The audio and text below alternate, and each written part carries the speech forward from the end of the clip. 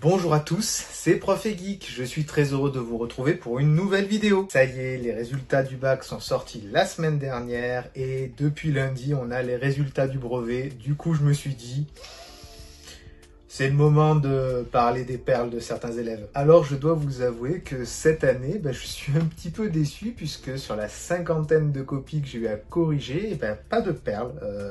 Alors il y a eu des erreurs, toutes n'étaient pas parfaites, ou il y avait beaucoup de copies qui étaient très vides avec des sujets soit survolés, soit pas de réponse. Le niveau est tellement bas, mais pas de perles. Alors qu'est-ce que c'est la quintessence de la perle? C'est vraiment l'élève qui tape à côté en mettant une énormité à la réponse. Mais là, cette année, j'en ai pas eu. Donc, je vais vous faire un petit débrief de quelque chose que j'ai vu cette année qui est arrivé très souvent, comme quoi les élèves sont pas forcément au top ou ultra stressés, on va dire ça comme ça. Et après, je vous donnerai quelques petits exemples très sympathiques. On va commencer par parler de quelque chose qui m'afflige littéralement. C'est pas faute de le répéter à tous mes élèves, mais ils ne savent pas lire une consigne. Ils ont une consigne claire et ils répondent complètement à côté. C'est un truc de fou. Là, cette année au brevet, il fallait parler de l'Allemagne entre 1933 et 1945, donc on attendait l'Allemagne nazie, Hitler, etc.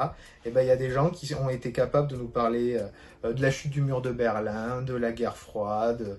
Il y en a même certains qui nous ont parlé d'Hitler au pays des soviets. C'était même pas Tintin au pays des soviets, c'était Hitler au pays des soviets. Hitler a participé à la révolution russe, a créé l'URSS, a fait des plans quinquennaux, etc.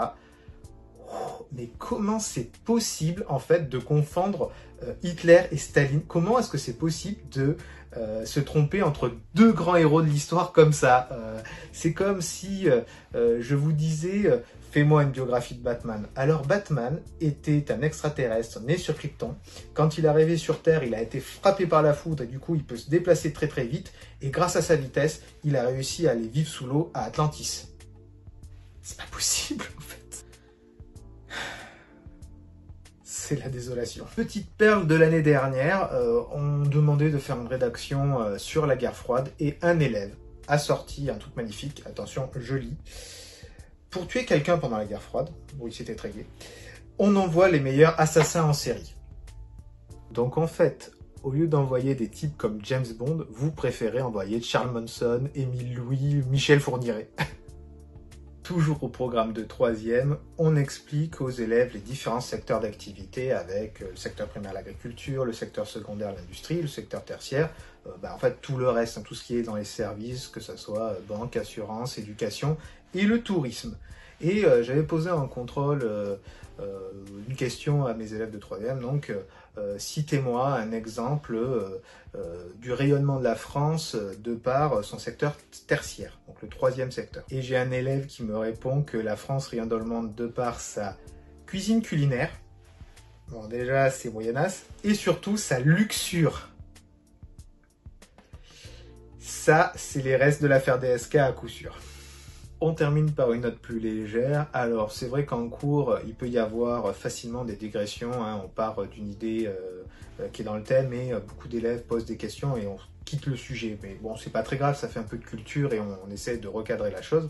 Et je ne me rappelle plus du contexte, comment on est arrivé à cette question, mais j'ai un élève qui me demande, monsieur, qu'est-ce que c'est un récif? Alors je lui explique qu'en fait c'est un espèce de rocher qui sort un peu de l'eau et que des fois, boum, il y a des bateaux qui rentrent dedans et qui s'échouent. Et là, il me sort, ah, comme le récif central. Je lui ai dit, toi, continue comme ça, tu vas aller très loin. La vidéo touche à sa fin. Si elle vous a plu, n'hésitez pas à vous abonner à la chaîne, à activer la cloche des notifications pour être prévenu de la sortie des nouvelles vidéos. N'oubliez pas de mettre des pouces, de noter des commentaires, je réponds à chacun d'entre vous. Dites-moi quelle a été la perle préférée que vous avez vue dans cette vidéo et si vous en êtes arrivé d'en entendre ou d'en faire à vos professeurs. Je tiens à féliciter tous les bacheliers et tous ceux qui ont réussi leur brevet cette année. Félicitations pour vous, bon courage pour ceux qui devront le repasser l'année prochaine. Ça vous fait une petite expérience et vous savez ce qu'il vous reste à faire pour y arriver dans un an. En attendant, je vous souhaite à tous de bonnes vacances, reposez-vous bien et bon courage dans votre future orientation. C'était Prof et Geek, je suis très content d'avoir fait un petit bout de chemin dans ce multivers du niveau scolaire, on va dire ça comme ça. On se retrouve très bientôt pour une prochaine vidéo. Ciao ciao!